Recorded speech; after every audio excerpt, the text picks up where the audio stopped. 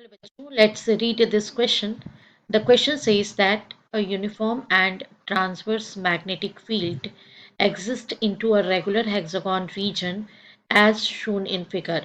A charged particle Q is thrown into the magnetic field with speed along line AO. The deviation in the path of charged particle is 30 degree, 60 degree, 90 degree or 120 degree. We have to choose the correct option. तो देखिए बच्चों, यहाँ पे हमारा जो की concept है वो टोटली इस डायग्राम से ही जुड़ा हुआ है। डायग्राम में जिस तरीके से आप देख रहे हैं कि हमारा जो पार्टिकल है वो रेगुलर शेप हेक्सागोनल रीजन में जो एंटरिंग कर रहा है उसका एंटरिंग पॉइंट है वो कुछ इस तरह से है, जैसा मैं यहाँ ड्रॉ करी हूँ। v वेलोसिटी से एंटर हो रहा है from point A to point O, right. तो ये रीजन में जब वो एंटर होता है लाइक दिस, जैसा आप देख रहे हैं, तो एक्स एक्सिस के साथ में उसका जो एंगल फॉर्मेशन है वही हमारे लिए, ये थीटा एंगल फॉर्मेशन जो है वही हमारे लिए इम्पॉर्टेंट है। इसी एंगल को हमें कैलकुलेट करना है, क्योंकि जब डिविएशन होगा तो डिविएशन का मीनिंग होता है या तो अलोंग एक्स एक्सिस आ जाना, कितना वो अपने आप को मूव ऑन करेगा अलोंग एक्स एक्सिस आने के लिए, ये उसका डिविएशन एंगल होगा, इतना वो डिविएट होगा। आफ्टर दैट वो हेलिकल पाथ को फॉलो अप करेगा, बिकॉज यहाँ पर दो कंपोनेंट होंगे उसके कहना चाहिए उसके वेलोसिटी के। एक होगा v cos थीटा और सेकंड इसका कंपोनेंट हो जाएगा v sin थीटा।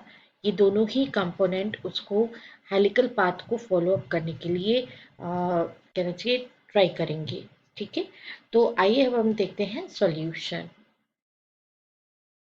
डायग्राम को एक बार और बना दिया ताकि आप अच्छी तरह से इसको समझ सकें। और यहाँ हम आपको बता दें कि ये रेगुलर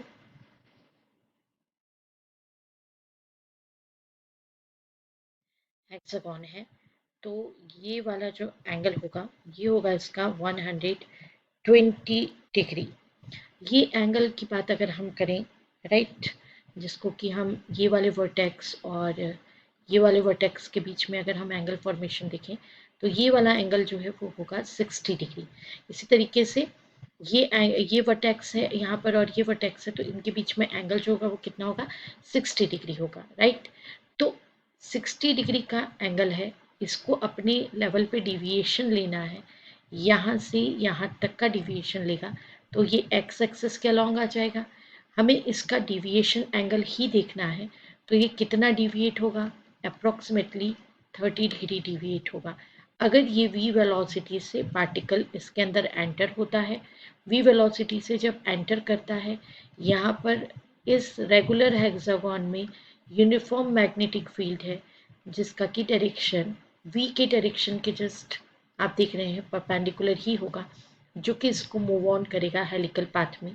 तो कितना डिविएशन देगा वो उसको, 60 का जस्ट हाफ यानी 60 degree divided by 2, that is equals to 30 degree. Option A is the right option. I hope you understood it well. Best of luck. Thank you.